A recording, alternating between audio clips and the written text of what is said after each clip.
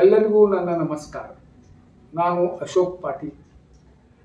ಭಕ್ತಿಯಿಂದ ಮುಕ್ತಿ ಎಂಬ ನಮ್ಮ ಚಾನಲ್ನಲ್ಲಿ ಎಲ್ಲರಿಗೂ ಸುಸ್ವಾಗತ. ಈ ಚಾನಲ್ನಲ್ಲಿ ನಾನು ದಿನಾಲೂ ಒಂದು ಭಾಗವತದ ಅಧ್ಯಾಯವನ್ನು ಪಾರಾಯಣ ಮಾಡುತ್ತೇನೆ.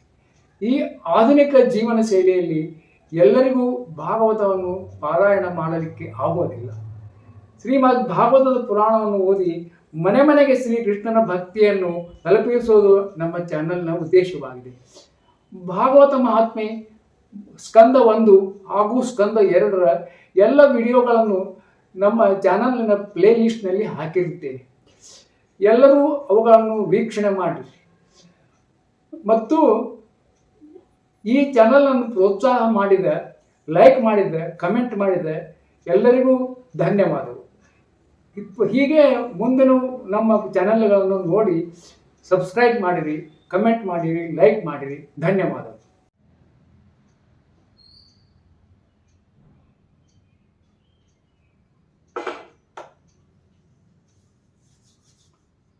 ಶ್ರೀ ಗುರುಭ್ಯೋ ನಮಃ.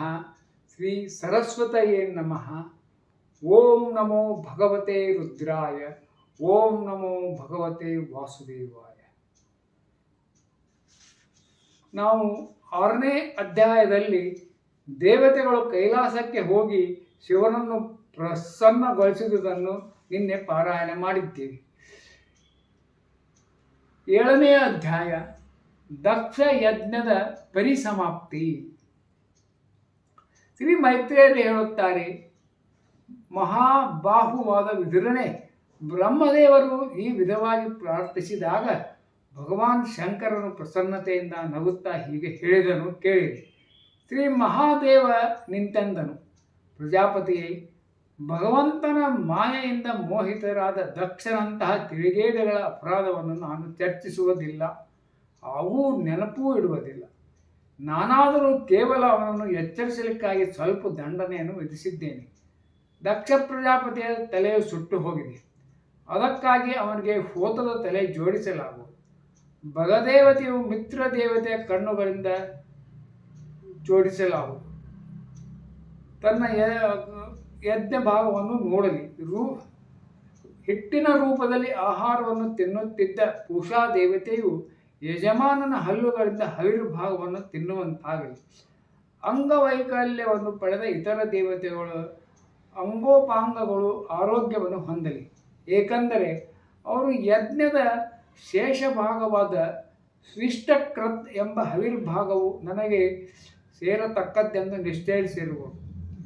ಅದ್ವೈರುಗಳೇ, ಮುಂತಾದ ಋತ್ವಿಜರಲ್ಲಿ ಭುಜಗಳು ಮುರಿದು ಹೋಗಿರುವವರು, ಅಶ್ವಿನಿ ದೇವತೆಗಳ ಭುಜಗಳಿಂದಲೂ ಹಸ್ತಗಳನ್ನು ಕಳೆದುಕೊಂಡವರು ಪೂಷಾ ದೇವತೆಯ ಕೈಗಳಿಂದಲೂ ತಮ್ಮ ಕಾರ್ಯಗಳನ್ನು ಮಾಡಲಿ. ಭೃಗು ಮಹರ್ಷಿಗಳಿಗೆ ಹೋತದಂತಹ ಗಡ್ಡ ಮೀಸೆಗಳು ಉಂಟಾಗಲಿ. ಶ್ರೀ ಮೈತ್ರೇಯರು ಹೇಳುತ್ತಾರೆ, ವತ್ಸ ವಿದುರನೇ, ಆಗ ಭಗವಾನ್ ಶಂಕರನ ಮಾತನ್ನು ಕೇಳಿ ಎಲ್ಲರೂ ಪ್ರಸನ್ನಾತ್ಮರಾಗಿ ಧನ್ಯ ಧನ್ಯವೆಂದು ಕೊಂಡಾಡಿ ಜಯಕಾರ ಮಾಡಿದರು. ಮತ್ತೆ ಎಲ್ಲ ದೇವತೆಗಳು ಮತ್ತು ಋಷಿಗಳು ಮಹಾದೇವರನ್ನು ದಕ್ಷನ ಯಜ್ಞಕ್ಕೆ ದಯಮಾಡಿಸಬೇಕೆಂದು ಪ್ರಾರ್ಥಿಸಿ ಅವನನ್ನು ಮತ್ತು ಬ್ರಹ್ಮದೇವರನ್ನು ಕರೆದುಕೊಂಡು ಯಜ್ಞಶಾಲೆಗೆ ಹೋದರು. ಭಗವಾನ್ ಶಂಕರನು ಹೇಳಿದಂತೆಯೇ ಅಲ್ಲಿ ಎಲ್ಲವನ್ನೂ ಮಾಡಿದರು. ದಕ್ಷನ ದೇಹಕ್ಕೆ ಯಜ್ಞ ಪಶುವಿನ ತಲೆಯನ್ನು ಜೋಡಿಸಿದರು. ತಲೆಯು ಜೋಡಿಸಿದಾಗ ರುದ್ರದೇವರ ದೃಷ್ಟಿ ಬೀಳುತ್ತಲೇ ದಕ್ಷನು ನಿದ್ದೆಯಿಂದ ಎಚ್ಚೆತ್ತುಕೊಂಡವನಂತೆ ಮೇಲೆದ್ದು ತನ್ನ ಮುಂದೆ ನಿಂತಿದ್ದ ಭಗವಾನ್ ಶಿವನನ್ನು ನೋಡಿದನು. ಶಂಕರ ದ್ರೋಹದಿಂದ ಕಲುಷಿತವಾಗಿದ್ದ ಅವನ ಹೃದಯವು ಶಿವನ ದರ್ಶನದಿಂದ ಶರತ್ಕಾಲದ ಸರೋವರದಂತೆ ಸ್ವಚ್ಛವಾಗಿ ಬಿಟ್ಟಿತ್ತು.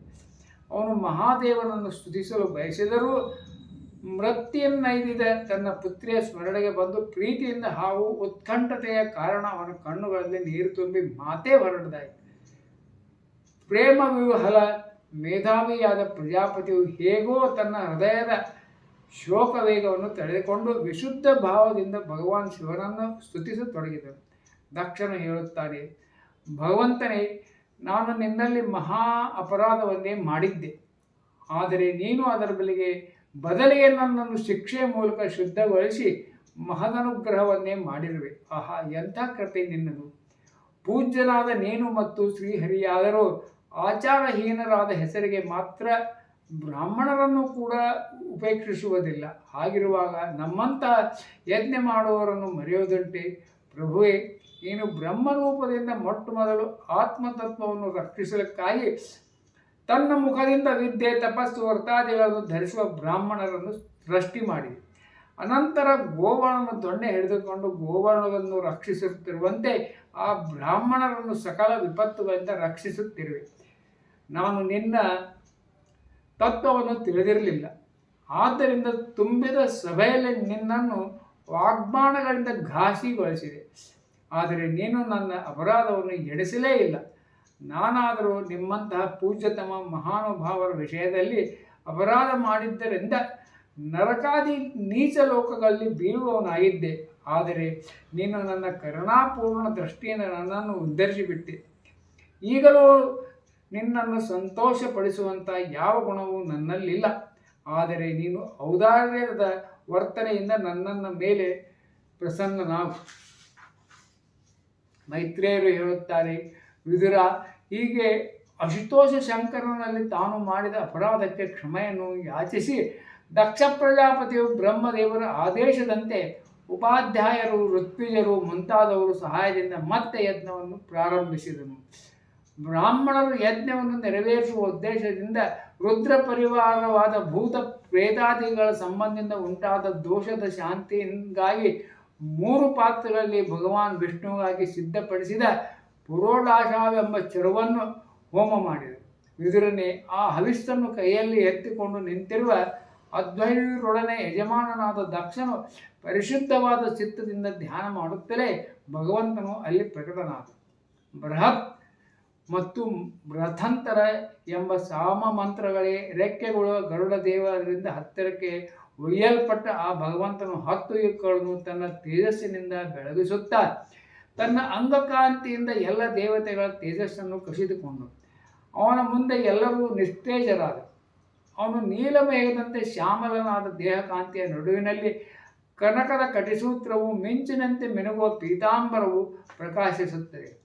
ತಲೆಯ ಮೇಲೆ ಸೂರ್ಯನಂತೆ ದೇದೀಪ್ಯಮಾನವಾದ ಕಿರೀಟವಿತ್ತು. ಮುಖಕಮಲವು ದುಂಬಿಗಳಂತಿರುವ ನೀಲ ಮುಂಗುರುಗಳಿಂದ ಮತ್ತು ಹೊಳೆಯುವ ಕರುಣ ಕುಂಡಲಗಳಿಂದ ಶೋಭಿಸುತ್ತದೆ. ಭಕ್ತರ ರಕ್ಷಣೆಗಾಗಿ ಸದಾ ಸಿದ್ಧವಾಗಿರುವ 8 ಭುಜಗಳು ಸುವರ್ಣಾಭರಣಗಳಿಂದ ಶೋಭಿಸುತ್ತಾ ಶಂಖ, ಪದ್ಮ, ಚಕ್ರ, ಬಾಣ, ಧನುಷ್ಯ, ಗದೆ, ಖಡ್ಗ ಮತ್ತು ಗುರಾಣಿಗಳೆಂಬ ದಿವ್ಯಾಯುಧಗಳನ್ನು ಧರಿಸಿ ಪುಷ್ಪಗಳಿಂದ ತುಂಬಿದ ಕರ್ಣಿಕಾರ ವೃಕ್ಷದಂತೆ ವಿರಾಜಿಸುತ್ತವೆ. ಶ್ರೀಹರಿಯ ಹೃದಯದಲ್ಲಿ ಶ್ರೀವತ್ಸ ಚಿಹ್ನೆಯು, ಕೊರಳಿನಲ್ಲಿ ಕಮನೀಯ ವೈಜಂತಿ ವನಮಾಲೆಯು ಸುಶೋಭಿತವಾಗಿದೆ. ಅವನು ತನ್ನ ಉದಾರವಾದ ನಗುವಿನಿಂದಲೂ ಕೃಪಾಕಟಾಕ್ಷದಿಂದಲೂ ಇಡೀ ವಿಶ್ವವನ್ನೇ ಆನಂದಮಗ್ನವಾಗಿಸುತ್ತಿದ್ದನು. ಪಾರ್ಷದರು ಇಕ್ಕೆಲೆಗಳಲ್ಲಿ ರಾಜಹಂಸದಂತಿರುವ ಬಿಳಿಚಾಮರಗಳನ್ನು ಬೀಸುತ್ತಿದ್ದರು. ಭಗವಂತನ ತಲೆ ಮೇಲೆ ಚಂದ್ರನಂತೆ ಶುಭ್ರವಾದ ಬೆಳ್ಗೊಡೆಯು ಶೋಭಿಸುತ್ತಿತ್ತು. ಭಗವಂತನು ದಯಮಾಡಿಸುವುದನ್ನು ಕಂಡು ಬ್ರಹ್ಮದೇವರು, ಮಹಾದೇವರು, ಇಂದ್ರನೇ ಮೊದಲಾದ ಸಮಸ್ತ ದೇವತೆಗಳು, ಗಂಧರ್ವರು, ಋಷಿಗಳು ಹೀಗೆ ಎಲ್ಲರೂ ನಿಂತುಕೊಂಡು ಅವನಿಗೆ ಪ್ರಣಾಮ ಮಾಡಿದರು. ಅವನ ತೇಜಸ್ಸಿನಿಂದ ಎಲ್ಲರ ಕಾಂತಿಯು ಮಸಕಾಯಿತು, ನಾಲಿಗೆ ತೊದಲಿತು. ಅವರೆಲ್ಲರೂ ಭಯಭಕ್ತಿಗಳಿಂದ ತಲೆಯ ಮೇಲೆ ಕೈ ಜೋಡಿಸಿಕೊಂಡು ಭಗವಂತನ ಮುಂದೆ ನಿಂತುಕೊಂಡರು. ಬ್ರಹ್ಮಾದಿ ದೇವತೆಗಳು ಮತಿಗಳು ಮುಟ್ಟಲಾರದ ಮಹಿಮನವನು. ಆದರೂ ಭಕ್ತರ ಮೇಲೆ ಕೃಪೆ ತೋರಲು ಹೀಗೆ ಸಾಕಾರನಾಗಿ ಪ್ರಕಟಗೊಂಡ ಶ್ರೀಹರಿಯನ್ನು ದೇವತೆಗಳು ತಮ್ಮ ತಮ್ಮ ಬುದ್ಧಿಗುಣವಾಗಿ ಸ್ತುತಿಸತೊಡಗಿದರು. ಎಲ್ಲರಿಗಿಂತ ಮೊದಲೇ ದಕ್ಷ ಪ್ರಜಾಪತಿಯು ಒಂದು ಉತ್ತಮವಾದ ಪಾತ್ರೆಯಲ್ಲಿ ಪೂಜಾ ಸಾಮಗ್ರಿಗಳನ್ನು ತುಂಬಿಕೊಂಡು ನಂದ ಸುರಂದರೆ ಮುಂತಾದ ಪಾರ್ಷದರಿಂದ ಪರಿವೃತನಾಗಿದ್ದ ಪ್ರಜಾಪತಿಗಳಿಗೆ ಪರಮಗುರುವಾದ ಭಗವಾನ್ ಯಜ್ಞಪತಿಯ ಬಳಿಗೆ ಬಂದು ವಿನೀತನಾಗಿ ಪರಮಾನದಿಂದ ಕೈಜೋಡಿಸಿ ಪ್ರಾರ್ಥಿಸುತ್ತಾ ಪ್ರಭುವಿಗೆ ಶರಣಾದ. ದಕ್ಷನು ಹೇಳಿದನು, ಭಗವಂತನೇ, ನಿರಂತರವೂ ಸ್ವಸ್ವರೂಪದಲ್ಲಿ ರಮಿಸುವ ನೀನು ಜಾಗ್ರದಾದಿ ಬುದ್ಧಿಯ ವ್ಯವಸ್ಥಾದಿತನಾದದ್ದರಿಂದ ಮಾಯಾರಹಿತನಾಗಿಯೂ ಚಿನ್ಮಾತ್ರನಾಗಿಯೂ ಅದ್ವಿತೀಯನಾಗಿಯೂ ನಿರ್ಭಯನಾಗಿಯೂ ಇರುವೆ. ಹೀಗೆ ನೀನು ಸ್ವತಂತ್ರನಾಗಿದ್ದರೂ ಮಾಯೆಯಿಂದಾಗಿ ಜೀವಭಾವವನ್ನು ಸ್ವೀಕರಿಸಿ ಅದೇ ಮಾಯೆಯಲ್ಲಿ ಸ್ಥಿತನಾದಾಗ ಅಜ್ಞಾನಿಯಂತೆ ಕಂಡುಬರುವೆ. ಋತ್ವಿಜರು ಹೇಳಿದರು, ನಿರಂಜನ ಸ್ವರೂಪನಾದ ನಾರಾಯಣನೇ, ನಂದಿಕೇಶ್ವರನ ಶಾಪದಿಂದ ನಮ್ಮ ಬುದ್ಧಿಯು ಕೇವಲ ಕರ್ಮಕಾಂಡದಲ್ಲಿ ಸಿಲುಕಿಕೊಂಡಿದೆ.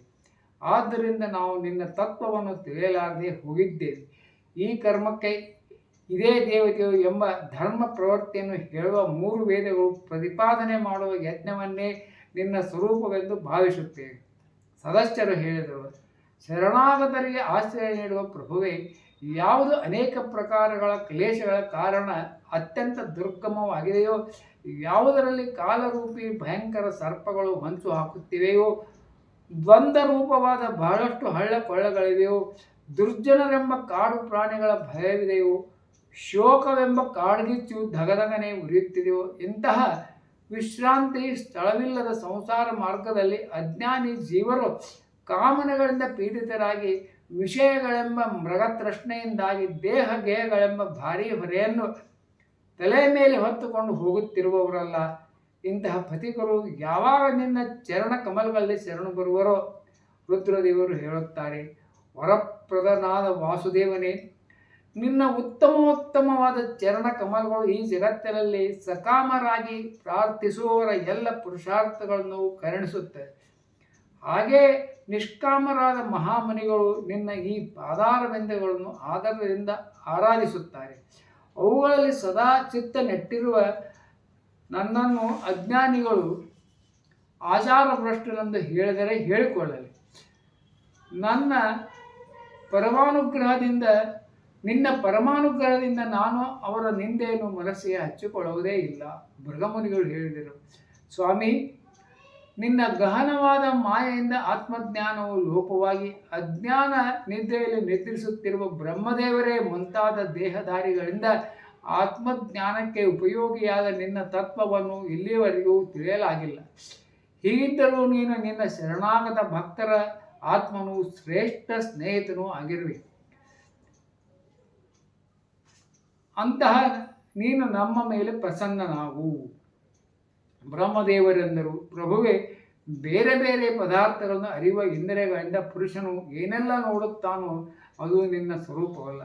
ಏಕೆಂದರೆ ನೀನು ಆ ಜ್ಞಾನಕ್ಕೂ ಶಬ್ದ ಸ್ಪರ್ಶಾದಿ ವಿಷಯಗಳಿಗೂ ಸ್ತೋತ್ರಾದಿ ಇಂದ್ರಿಯಗಳಿಗೂ ಅಧಿಷ್ಠನಾಗಿರುವೆ. ಇವೆಲ್ಲವೂ ನಿನ್ನಲ್ಲೇ ನೆಲೆಸಿವೆ. ಆದ್ದರಿಂದ ನೀನು ಈ ಮಾಯಾಮಯ ಪ್ರಪಂಚದಿಂದ ಅತಿರಿಕ್ತನಾಗಿರುವೆ. ಇಂದ್ರನು ಹೇಳಿದನು, ಅಚ್ಯುತನೇ, ದೇವದ್ರೋಹಿಗಳನ್ನು ಸಂಹಾರ ಮಾಡುವ ನಾನಾ ದಿವ್ಯಾಯುಧಗಳನ್ನು ಧರಿಸಿರುವ, ಅಷ್ಟಭುಜಗಳಿಂದ ಕಂಗೊಳಿಸಿರುವ, ಜಗತ್ತನ್ನು ಪ್ರಕಾಶಿಸುವಂತಹ ನಿನ್ನ ಈ ದಿವ್ಯ ರೂಪವು ನಮ್ಮ ಕಣ್ಮನಗಳಿಗೆ ಪರಮಾನಂದವನ್ನು ತುಂಬುತ್ತಿದೆ. ಯಜ್ಞಪತ್ನಿಯರು ಹೇಳಿದರು, ಎಲೆ ಯಜ್ಞಾತ್ಮಕನಾದ ಪ್ರಭುವೇ, ಬ್ರಹ್ಮದೇವರು ನಿನ್ನ ಆರಾಧನೆಗಾಗಿ ಈ ಯಜ್ಞವನ್ನು ರಚಿಸಿದ್ದಾರೆ. ಆದರೆ ದಕ್ಷನ ಮೇಲೆ ಕೋಪಗೊಂಡು ಭಗವಾನ್ ಪಶುಪತಿಯು ಇದನ್ನು ನಾಶಪಡಿಸಿರುವನು. ಯಜ್ಞಮೂರ್ತಿ, ಸ್ಮಶಾನ ಭೂಮಿಯಿಂದ ಉತ್ಸವಹೀನವಾದ ನಮ್ಮ ಈ ಯಜ್ಞವನ್ನು ನೀನು ನೀಲಕಮಲದ ಕಾಂತಿಯಿಂದ ಕಂಗೊಳಿಸುವ ನಿನ್ನ ಅನುಗ್ರಹ ದೃಷ್ಟಿಯನ್ನು ಬೀರಿ ಅದನ್ನು ಪವಿತ್ರಗೊಳಿಸು. ಋಷಿಗಳು ಹೇಳಿದರು, ಭಗವಂತ, ನಿನ್ನ ಲೀಲೆಯು ತುಂಬ ಅದ್ಭುತವಾಗಿದೆ. ನಿನ್ನ ಕರ್ಮಗಳನ್ನು ಆಚರಿಸುತ್ತಿದ್ದರೂ ಅವು ನಿನಗೆ ಸ್ವಲ್ಪವೂ ಅಂಟಿಕೊಳ್ಳುವುದಿಲ್ಲ. ಇತರ ಜನರು ವೈಭವದ ಆಸೆಯಿಂದ ಯಾವ ಲಕ್ಷ್ಮಿಯನ್ನು ಉಪಾಸನೆ ಮಾಡುತ್ತಾರೋ ಆಕೆಯು ಸದಾ ನಿನ್ನ ಸೇವೆಯಲ್ಲೇ ತೊಡಗಿರುವುದು. ಆದರೂ ನೀನು ಆಕೆಯಲ್ಲಿ ನಿಸ್ಪೃಹನಾಗಿರುವೆ. ಎಲ್ಲ ಸಿದ್ಧರು ಹೇಳಿದರು, ಪ್ರಭುವೇ, ನಮ್ಮ ಮನಸ್ಸೆಂಬ ಆನೆಯು ಬಗೆ ಬಗೆಯ ಕ್ಲೇಶಗಳಿಂದ ಕಾಡ್ಗಿಚ್ಚಿನಿಂದ ಬೆಂದು ಅತ್ಯಂತ ಬಾಯಾರಿಕೆಯಿಂದ ನಿನ್ನ ಕಥೆಗಳೆಂಬ ಪರಿಶುದ್ಧ ಅಮೃತಮಯ ಮಹಾನದಿಯಲ್ಲಿ ಮುಳುಗಿ ತೇಲುತ್ತಿದೆ. ಅಲ್ಲಿ ಬ್ರಹ್ಮಾನಂದನ ಭವದಲ್ಲಿ ಲಯಗೊಂಡಂತೆ ಇರುವ ಅದಕ್ಕೆ ಸಂಸಾರವೆಂಬ ಕಾಡ್ಗಿಚ್ಚಿನ ನೆನಪೂ ಬರುವುದಿಲ್ಲ. ಅದು ಆ ನದಿಯಿಂದ ಹೊರಬರಲೂ ಬಯಸುವುದಿಲ್ಲ. ಯಜಮಾನನ ಪತ್ನಿ ಹೇಳಿದಳು, ಸರ್ವ ಸಮರ್ಥನಾದ ಪರಮೇಶ್ವರ, ನಿನಗೆ ಸ್ವಾಗತವು. ನಿನಗೆ ನಮೋ ನಮ. ನೀನು ನನ್ನ ಮೇಲೆ ಪ್ರಸನ್ನನಾಗು. ನಿನ್ನ ಮನದನ್ನೆಯಾದ ಶ್ರೀ ಲಕ್ಷ್ಮೀದೇವಿಯೊಡನೆ ನಮ್ಮನ್ನು ಕಾಪಾಡು. ಓ ಶ್ರೀನಿವಾಸನೇ, ಓ ಯಜ್ಞೇಶ್ವರನೇ, ಉಳಿದ ಎಲ್ಲ ಅಂಗಗಳಿದ್ದರೂ ತಲೆ ಇಲ್ಲದಿದ್ದರೆ ಮನುಷ್ಯನ ದೇಹವು ಶೋಭಿಸುವುದಿಲ್ಲ. ಹಾಗೆ ನೀನಿಲ್ಲದಿದ್ದರೆ ಯಜ್ಞಕ್ಕೆ ಶೋಭೆಯೇ ಇರುವುದಿಲ್ಲ. ಲೋಕಪಾಲಕರು ಹೇಳಿದರು, ಎಲೆ ಅನಂತನಾದ ಪರಮಾತ್ಮನೇ, ನೀನು ಸಮಸ್ತ ಅಂತಃಕರಣಗಳಿಗೆ ಸಾಕ್ಷಿಯಾಗಿರುವೆ. ಈ ಇಡೀ ಜಗತ್ತನ್ನು ನಿನ್ನ ಮೂಲಕವೇ ನೋಡಲಾಗುತ್ತದೆ. ಆದರೂ ಮಾಯಾಮಯವಾದ ಈ ಪ್ರಾಕೃತ ಪದಾರ್ಥಗಳನ್ನು ಗ್ರಹಿಸುವ ನಮ್ಮ ಕಣ್ಣುಗಳೇ ಮುಂತಾದ ಇಂದ್ರಿಯಗಳಿಗೆ ನೀನು ಪ್ರತ್ಯಕ್ಷನಾಗಲ್ಲ. ಏಕೆಂದರೆ ವಾಸ್ತವಿಕವಾಗಿ ನೀನಾದರೂ ಈ ಪಂಚಭೂತಗಳಿಂದ ಪ್ರತ್ಯೇಕವಾಗಿರುವೆ. ಆದರೂ ಈ ಪಾಂಚಭೌತಿಕ ಶರೀರಗಳೊಡನೆ ಕಂಡುಬರುವ ಸಂಬಂಧವು ನಿನ್ನ ಮಾಯೆಯಾಗಿದೆ. ಯೋಗೇಶ್ವರರು ಹೇಳಿದರು, ಇಡೀ ವಿಶ್ವಕ್ಕೆ ಆತ್ಮನಾಗಿರುವ ನಿನ್ನಿಂದ ತನ್ನನ್ನು ಅಭೇದವಾಗಿ ನೋಡುವವನಿಗಿಂತ ಹೆಚ್ಚಿನ ಪ್ರಿಯರು ನಿನಗೆ ಯಾರೂ ಇಲ್ಲ. ಆದರೂ ಭಕ್ತವತ್ಸಲ, ನಿನ್ನಲ್ಲಿ ಸ್ವಾಮಿ ಭಾವವನ್ನಿಟ್ಟು ಅನನ್ಯ ಭಕ್ತಿಯಿಂದ ನಿನ್ನನ್ನು ಸೇವೆ ಮಾಡುವ ಭಕ್ತರ ಮೇಲೂ ನೀನು ಕರುಣೆ ತೋರು.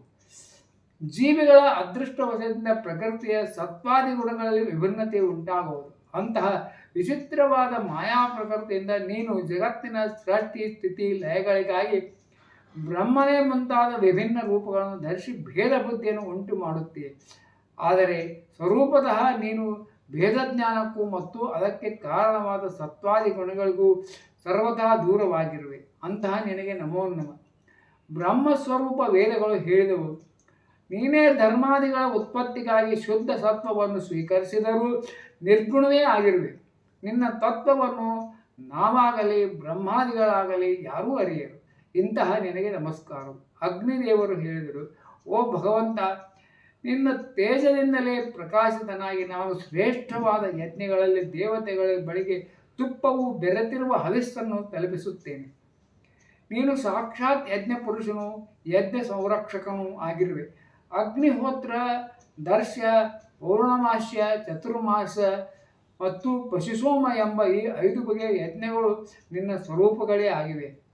ಆಶ್ರಾವಯ, ಅಸ್ತುಶ್ರವ, ಪಟ್, ಯಜೆ, ಮೇಯಜಾಮಹೆ ಮತ್ತು ಔಷಧ್ ಈ 5 ಬಗೆಯ ಯುಜುಮಂತ್ರಗಳಿಂದ ನಿನ್ನ ಪೂಜೆ ನಡೆಯುತ್ತದೆ. ನಾನು ನಿನಗೆ ವಂದಿಸುತ್ತೇನೆ. ದೇವತೆಗಳು ಹೇಳಿದರು, ದೇವ, ನೀನು ಆದಿಪುರುಷನಾಗಿರುವೆ. ಹಿಂದಿನ ಕಲ್ಪ ಮುಗಿದಾಗ ನಿನ್ನ ಕಾರ್ಯರೂಪವಾದ ಈ ಪ್ರಪಂಚವನ್ನು ಉದರಲ್ಲಿ ಲೀನಗೊಳಿಸಿಕೊಂಡು ನೀನೇ ಪ್ರಳಯ ಕಾಲದ ಜಲದೊಳಗೆ ಆದಿಶೇಷನೆಂಬ ಹಾಸಿಗೆ ಮೇಲೆ ಹೊರಡಿಸಿದ್ದೆ. ಆಗ ನಿನ್ನ ಆಧ್ಯಾತ್ಮಿಕ ಸ್ವರೂಪವನ್ನು ಸಿದ್ಧಗಣರು ತಮ್ಮ ಹೃದಯದಲ್ಲಿ ಚಿಂತಿಸುತ್ತಾರೆ. ಅಂತಹ ಆದಿಪುರುಷನಾದ ನೀನೇ ಈಗ ಭಕ್ತರಾದ ನಮ್ಮ ಕಣ್ಣುಗಳಿಗೆ ವಿಷಯವಾಗಿ ನಮ್ಮನ್ನು ರಕ್ಷಿಸುತ್ತಿದ್ದೆ. ಗಂಧರ್ವರು ಹೇಳಿದರು, ದೇವ, ಮರೀಚಿಯೇ ಮುಂತಾದ ಋಷಿಗಳು ಮತ್ತು ಬ್ರಹ್ಮದೇವರು, ರುದ್ರದೇವರು, ಇಂದ್ರನೇ ಮೊದಲಾದ ದೇವತೆಗಳು ನಿನ್ನ ಅಂಶದಲ್ಲಿಯೂ ಅಂಶವಾಗಿದ್ದಾರೆ. ಮಹತ್ತಮನಾದ ಪ್ರಭುವೇ, ಈ ಇಡೀ ವಿಶ್ವವು ನಿನ್ನ ಆಟದ ವಸ್ತುವೇ ಆಗಿದೆ.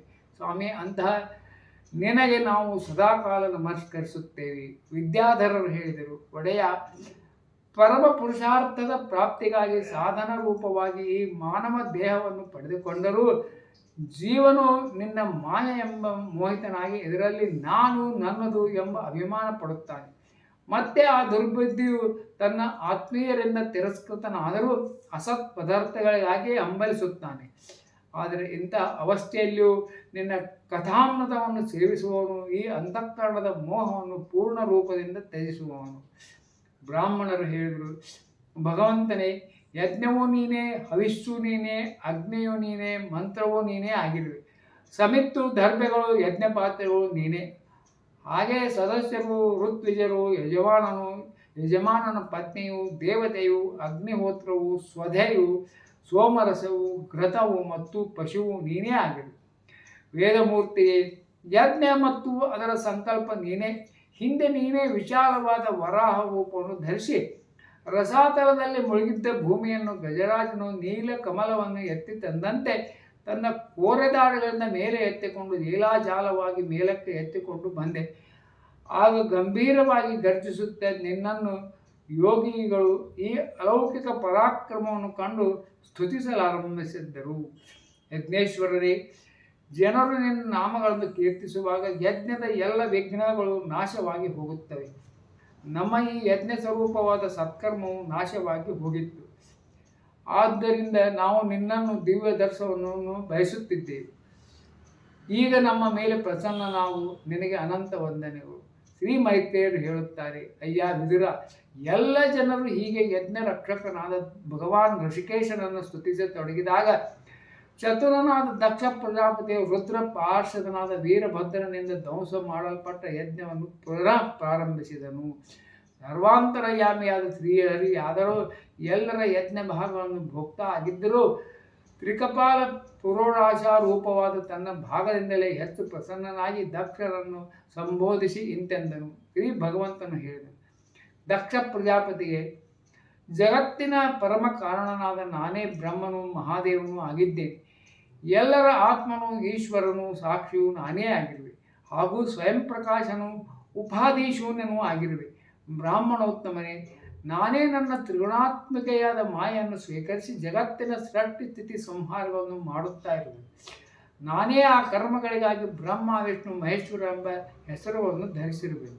ಅಂತಹ ಭೇದರಹಿತನಾದ ವಿಶುದ್ಧ ಪರ ಬ್ರಹ್ಮ ಸ್ವರೂಪನು ನಾನೇ ಆಗಿರುವೆ. ಅಜ್ಞಾನಿ ಜನರು ನನ್ನಲ್ಲಿ ಬ್ರಹ್ಮ ರುದ್ರಾದಿ ಇತರ ಜೀವಗಳು ಬೇರೆ ಬೇರೆ ಆಗಿವೆ ಎಂದು ಕಾಣುತ್ತಾರೆ.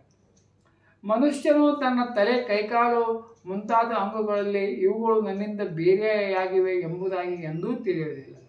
ನನ್ನ ಭಕ್ತನಾದವನು ಸಮಸ್ತ ಪ್ರಾಣಿಗಳನ್ನು ನನ್ನಿಂದ ಭಿನ್ನರೆಂದು ನೋಡುವುದಿಲ್ಲ. ಎಲೆ ಬ್ರಾಹ್ಮಣವರ್ಯ, ಬ್ರಹ್ಮ ವಿಷ್ಣು ಮಹೇಶ್ವರರೆಂಬ ನಾವು ಮೂವರು ಸ್ವರೂಪದ ಒಂದೇ ಆಗಿದ್ದೇವೆ. ಎಲ್ಲ ಜೀವರೂಪರು ನಾವೇ ಆಗಿರುವು. ಆದ್ದರಿಂದ ನಮ್ಮಲ್ಲಿ ಸ್ವಲ್ಪವೂ ಭೇದ ಬುದ್ಧಿಯನ್ನು ಇರಿಸಿದವನೇ ಶಾಂತಿಯನ್ನು ಪಡೆಯುವವನು. ಶ್ರೀ ಮೈತ್ರೇಯರು ಹೇಳುತ್ತಾರೆ, ಭಗವಂತನು ಹೀಗೆ ಅಪ್ಪಣೆ ಕೊಡಿಸಲು ಪ್ರಜಾಪತಿಗಳ ಅಧಿಪತಿಯಾದ ದಕ್ಷನು ತ್ರಿಕಪಾಲ ಯಜ್ಞದಿಂದ ಶ್ರೀಹರಿಯನ್ನು ಆರಾಧಿಸಿ ಅನಂತರ ಅಂಗಭೂತ ಮತ್ತು ಪ್ರಧಾನವಾದ 2 ಬಗೆಯ ಯಜ್ಞಗಳಿಂದ ಇತರ ದೇವತೆಗಳನ್ನು ಪೂಜಿಸಿದನು. ಮತ್ತೆ ಏಕಾಗ್ರಚಿತ್ತನಾಗಿ ಯಜ್ಞಶೇಷವಾದ ಭಾಗದಿಂದ, ಅಂದರೆ ಸ್ವೀಶ್ರಕೃತ್ ಎಂಬ ಹವಿರ್ಭಾಗದಿಂದ ಭಗವಾನ್ ರುದ್ರನನ್ನು ಪೂಜಿಸಿದನು. ಕೊನೆಯಲ್ಲಿ ಮಾಡಲಾಗಿರುವ ಉದವವಾಸನ ಎಂಬ ಕರ್ಮದಿಂದ ಇತರ ಸೋಮಪಾಯಿಗಳನ್ನು ಹಾಗೂ ಇತರ ದೇವತೆಗಳನ್ನು ಆರಾಧಿಸಿ ಯಜ್ಞವನ್ನು ಮುಗಿಸಿ ಕೊನೆಗೆ ಋತ್ವಿಜರ ಸಹಿತ ಅವಭೃತ ಸ್ನಾನವನ್ನು ಮಾಡಿಸಿದನು. ಬಳಿಕ ತನ್ನ ಪುರುಷಾರ್ಥರಿಂದಲೇ ಎಲ್ಲ ರೀತಿಯ ಸಿದ್ಧಿಗಳನ್ನು ಪಡೆದುಕೊಂಡು ದಕ್ಷ ಪ್ರಜಾಪತಿಯು, ನಿನ್ನ ಬುದ್ಧಿಯು ಸದಾಕಾಲ ಧರ್ಮದಲ್ಲೇ ನೆಲೆಸಲಿ ಎಂದು ಆಶೀರ್ವದಿಸಿ ಎಲ್ಲ ದೇವತೆಗಳು ಸ್ವರ್ಗಲೋಕಕ್ಕೆ ಹೊರಟು ಹೋದರು. ವಿದುರನೇ, ದಕ್ಷಸುತೆಯಾದ ಸತಿದೇವವು ಹೀಗೆ ತನ್ನ ಹಿಂದಿನ ಶರೀರವನ್ನು ತ್ಯಾಗಗೈದು ಮತ್ತೆ ಹಿಮಂತರ ಪತ್ನಿಯಾದ ಮೈನಾದೇವಿಯ ಗರ್ಭದಿಂದ ಆವಿರ್ಭವಿಸಿದನು. ಪ್ರಳಯ ಕಾಲದಲ್ಲಿ ಲೀನವಾದ ಶಕ್ತಿಯು ಸೃಷ್ಟಿಯ ಪ್ರಾರಂಭದಲ್ಲಿ ಪುನಃ ಈಶ್ವರನನ್ನು ಆಶ್ರಯಿಸುವಂತೆ ಅನನ್ಯ ಪಾರಾಯಣೆಯಾದ ಶ್ರೀ ಜಗದಂಬೆಯು ಈ ಜನ್ಮದಲ್ಲಿಯೂ ತನ್ನ ಏಕಮಾತ್ರ ಆಶ್ರಯವನ್ನು ಪ್ರಿಯತಮನೂ ಆದ ಭಗವಾನ್ ಶ್ರೀ ಶಂಕರನನ್ನೇ ಪತಿಯಾಗಿ ವರಿಸಿದಳು. ವಿದುರನೇ, ದಕ್ಷಯಜ್ಞವನ್ನು ಧ್ವಂಸ ಮಾಡಿದ ಭಗವಾನ್ ಶಿವನ ಈ ಚರಿತ್ರವನ್ನು ನಾನು ಹಿಂದೆ ಬೃಹಸ್ಪತ್ಯಾಚಾರ್ಯರ ಶಿಷ್ಯನಾದ ಪರಮ ಭಾಗವೋತ್ತಮ ಉದ್ಧವನ ಮುಖದಿಂದ ಕೇಳಿದ್ದೆ. ಗುರುನಂದನ, ಶ್ರೀ ಪರಮೇಶ್ವರನ ಈ ಪಾವನ ಚರಿತ್ರವು ಯಶಸ್ಸನ್ನು ಆಯುಷ್ಯನ್ನು ವೃದ್ಧಿಪಡಿಸುವುದು ಮತ್ತು ಪಾಪರಾಶಿಯನ್ನು ನಾಶಪಡಿಸುವಂತಹದ್ದು. ಭಕ್ತಿಭಾವದಿಂದ ಇದನ್ನು ಪ್ರತಿದಿನವೂ ಶ್ರವಣ ಕೀರ್ತಿ ಮಾಡುವವನು ತನ್ನ ಸಕಲ ಪಾಪರಾಶಿಯನ್ನು ತೊಳೆದು ಪವಿತ್ರನಾಗುವನು. 7ನೇ ಅಧ್ಯಾಯ ಮುಗಿತು. ಇತಿ ಶ್ರೀಮದ್ ಭಾಗವತ ಮಹಾಪುರಾಣೆ ಪರಮವಂಶ ಸಂಹಿತಾಯ 4th ಸ್ಕಂದೆ ದಕ್ಷ ಯಜ್ಞ ಸಂಧಾನ ನಾಮ 7ಮೋಧ್ಯಾಯ. ಈ ವಿಡಿಯೋವನ್ನು ಕೊನೆ ತನಕ ನೋಡಿದ್ದಕ್ಕೆ ಧನ್ಯವಾದಗಳು. ಹೀಗೆ ನಮ್ಮ ವಿಡಿಯೋಗಳನ್ನು ವೀಕ್ಷಿಸಿರಿ. ಕಮೆಂಟ್ ಬಾಕ್ಸ್ನಲ್ಲಿ ಹರೇ ಕೃಷ್ಣ ಅಥವಾ ರಾಧೆ ರಾಧೆ ಅಂತ ಕಮೆಂಟ್ ಮಾಡಿರಿ. ಧನ್ಯವಾದಗಳು.